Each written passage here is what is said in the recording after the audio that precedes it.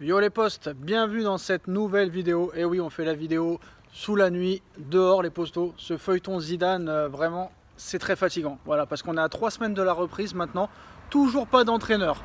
Désolé pour les bruits de voiture, mais voilà, bruit de voiture et bruit de couloir. Comme vous le savez, hein, les rumeurs vont bon train toujours. Alors, le problème maintenant, c'est que la priorité de Luis Campos, c'est Christophe Galtier. En privé, le Portugais confie qu'il y a de fortes chances pour qu'il soit sur le banc du Paris Saint-Germain la saison prochaine, ou en tout cas dans quelques jours. Zidane n'est pas le choix de Luis Campos. Le faire venir serait un premier coup de massue pour le Portugais, parce que à peine arrivé, déjà, les choix qu'il demande, on ne lui donne pas. Donc c'est pour ça qu'il a été seulement conseiller sportif plutôt que directeur sportif. Alors maintenant la question que tout le monde se pose, hein, on se met dans le noir, normal. Qui sera le prochain coach du Paris Saint-Germain? C'est la question que tout le monde se pose. Bon, normalement ça devrait être soit Zidane, soit Galtier, à moins qu'ils nous sortent à l'impasse du chapeau. Mais la priorité de Doha reste bien sûr Zidane. Mais là, maintenant, bon, ça s'est un petit peu, on va dire, écarté depuis quelques heures. Alors il y a plusieurs médias qui sont sûrs de leur coup en expliquant que Zidane sera sur le banc du PSG. Mais si Luis Campos n'en veut pas, est-ce que c'est lui qui va avoir le dernier mot? Ça, je ne sais pas. En tout cas, Luis Campos, lui, veut renforcer le PSG dans 2 secteurs prioritaires. La défense centrale, avec Milan Skriniar en priorité absolue. On va parler de ça dans quelques secondes. Le poste de numéro 6, hein, qui doit vraiment être réglé une bonne fois pour toutes. Et en parallèle, 3 milieux, un attaquant et un latéral sont aussi ciblés. C'est une information de l'équipe, hein. Donc le mercato va être très très long, hein. Il ne dure que 3 mois, mais ces 3 mois vont paraître le double en vrai.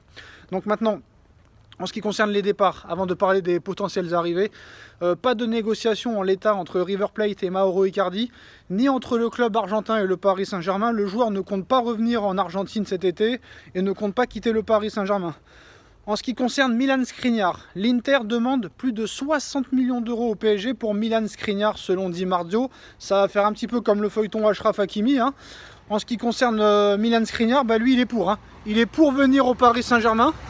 Donc c'est déjà une très bonne nouvelle. Le PSG a fait une offre de 50 millions d'euros à l'Inter pour Milan Skriniar, mais cette somme ne convient pas. Pour l'instant, l'Inter demande 60 millions, mais pourrait le laisser filer peut-être à 55 plus quelques bonus. Malgré tout, optimisme dans le camp parisien comme du côté du joueur. Donc c'est bien parti pour voir Milan Skriniar au Paris Saint-Germain cet été. Alors est-ce qu'il y aura un départ de Ramos ou de Kimpembe, parce que je pense que Marquinhos est intransférable? C'est une possibilité maintenant, parce que déjà qu'on a mis Ramos dans les pieds de Kimpembe, je ne pense pas qu'il va accepter en plus la concurrence avec Ramos, en plus la concurrence avec Milan Skriniar. En tout cas, le dossier Milan Skriniar est très bien parti. Skriniar est très très chaud à l'idée de rejoindre le Paris Saint-Germain cet été. Alors, en ce qui concerne les autres infos, le PSG pousse pour Gianluca Scamacca, attaquant du Sassuolo. Il y a toujours des contacts entre les différentes parties impliquées. Alors pour parler un petit peu de Scamacca, vous ne le connaissez pas, attaquant très puissant de Sassuolo. Pour ceux qui ne le connaissent pas, j'ai regardé un petit peu son profil. 1,95 m, un peu un style à la Vlahovic de la Juventus ou Erling Haaland du Borussia Dortmund, mais maintenant de Manchester City. Ça peut être très très très intéressant. Je l'ai vu jouer avec l'Italie, c'est pas mal du tout honnêtement, c'est vraiment pas mal. Après ce n'est peut-être pas un buteur né, mais c'est un mec qui peut peser sur les défenses. Comme j'ai dit, hein, ça peut être aussi un style à la Olivier Giroud, ça peut être intéressant, un style à la Vlahovic, un style à la Erling Haaland. Bon, pourquoi pas, j'ai envie de te dire, c'est peut-être pas des noms bling bling, c'est peut-être pas des stars, mais c'est des joueurs qui peuvent apporter peut-être quelque chose. Donc ce serait assez intéressant de voir ça au Paris Saint-Germain, parce qu'on a vu qu'avec les stars ça marchait pas. Donc j'ai envie de te dire, un style de joueur comme ça qui peut peser sur les défenses, qui peut amener quelque chose au niveau aérien, j'ai envie de te dire franchement c'est pas mal. Donc pourquoi pas. Après bon, Sassuolo demande 50 millions d'euros, ça paraît assez cher, mais peut-être qu'ils en demandent 50 pour à l'arrivée en demander 30. Après on sait que voilà, quand c'est le PSG c'est toujours beaucoup plus. Mais bon, là c'est l'heure du grand chambardement au PSG. Je pense que toute la journée de ce samedi, il va y avoir beaucoup de choses à dire, très clairement. Donc c'est le feu à Paris. c'est fait, hein. De toute façon c'est fait pour Luis Campos déjà. Le PSG a annoncé l'arrivée de Campos au club.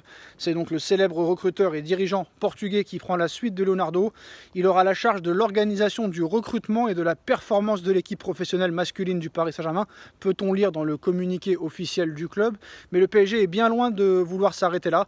Un autre homme se rapproche grandement du club, c'est Zinedine Zidane, hein, si on en croit le Mundo Deportivo, RMC Sport et tous les autres médias. C'est bien Zizou qui devrait prendre la place de Mauricio Pochettino sur le banc parisien. L'ancien coach du Real Madrid est la priorité du club, comme on vous l'a déjà annoncé. Certains médias comme Europe 1 vont même plus loin en affirmant que c'est déjà bouclé et qu'un accord a bien été trouvé. Nous sommes en mesure peut-être de confirmer qu'il y a bien un rapprochement entre les deux parties, même si rien n'est encore signé, même si rien n'est encore définitif, comme ils l'ont annoncé. Pour Zidane, il resterait encore plusieurs détails à régler, mais l'optimisme semble de mise en interne pour une signature de Zizou. A noter tout de même que le Paris Saint-Germain a démenti tout accord avec Zidane. Et bon, ça risque d'être compliqué ce dossier. Je ne sais pas comment ça va finir honnêtement. C'est peut-être Nono qui aura raison à la fin en disant que c'est Christophe Galtier qui va arriver. Mais bon, quoi qu'il en soit, se soumettre à une personne qui ne veut pas venir, ça me paraît assez compliqué quand même, parce que si vraiment le gars aurait voulu venir, voilà, c'est pas Campos qui décide. On va pas me dire que Nasser ou l'émir va avoir peur de Campos quand même. Ils ont eu peur de personne jusque-là. Ça fait 11 ans qu'ils maltraitent tout le monde, qu'ils donnent des ordres à tout le monde. Et là, ils hésiteraient à prendre Zidane parce que Campos veut Christophe Galtier. Ça me paraît quand même assez bizarre, assez incohérent. Franchement, voilà. J'ai rien contre Galtier, mais entre Galtier et Zidane, il n'y a quand même pas photo.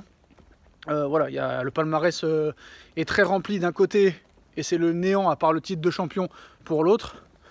Bon, on va voir ce qui va se passer. Je pense qu'il va se passer des choses, mais je pense quand même que ce sera QSI et le Qatar qui aura le dernier mot et pas Luis Campos. Sinon, Luis Campos aurait été directeur sportif et pas conseiller sportif. Après, ce qui est intéressant, c'est qu'on a vu qu'il y a le cousin de Zidane qui a dit que peu importe où il sera, même s'il sera au PSG, on supportera toujours la famille, donc ça veut dire peut-être quelque chose, ça veut dire peut-être qu'il connaît des choses qu'on ne sait pas. En tout cas, Zidane n'a toujours pas démenti, c'est vrai que son conseiller, son agent a démenti, mais bon, est-ce que c'est du bluff? Ça rappelle un petit peu le feuilleton Mbappé, mais bon, c'est sûr que voilà, je pense que ce samedi ou ce dimanche, il va se passer des choses. Ce soir, il ne faut pas oublier qu'il y a un événement au Parc des Princes, il y a le concert de DJ Snake au Parc des Princes ce soir. On sait que DJ Snake, c'est un grand supporter. Le Parc des Princes, c'est le stade du club. Peut-être qu'il pourrait y avoir une annonce, je pense. Il y a quelques jours, on nous annonçait aussi dimanche. Mais bon, je pense que ça devrait se régler ce week-end, au plus tard début de semaine prochaine. Mais il faut vraiment que ça se termine parce qu'on est à 3 semaines de la reprise de l'entraînement. 3 semaines. Et si dans 3 semaines, il n'y a pas d'entraîneur à la reprise au Clan des Loges, ça risque d'être très problématique et on repartira encore avec les mêmes erreurs que la saison dernière. Après, ça fait plus d'1 an qu'ils veulent Zidane. Et là, d'un seul coup, Campos arrive, le mec, il t'impose Galtier. Ça veut dire que Luis Campos ne se laisse pas faire non plus. Et ça peut être intéressant pour l'avenir aussi. Donc voilà, on verra ce qui se passera, les postos. En tout cas, le feuilleton continue. Zidane ou Galtier, qui sera le coach du Paris Saint-Germain? Dites-moi en commentaire ce que vous pensez de toutes les informations. Milan Skriniar aussi, qui est proche de s'engager au PSG pour 60 millions d'euros. Dites-moi en commentaire ce que vous en pensez. On like, on partage, on commente, on s'abonne. Et on se retrouve très rapidement pour de nouvelles infos et de nouvelles vidéos. Tchuss!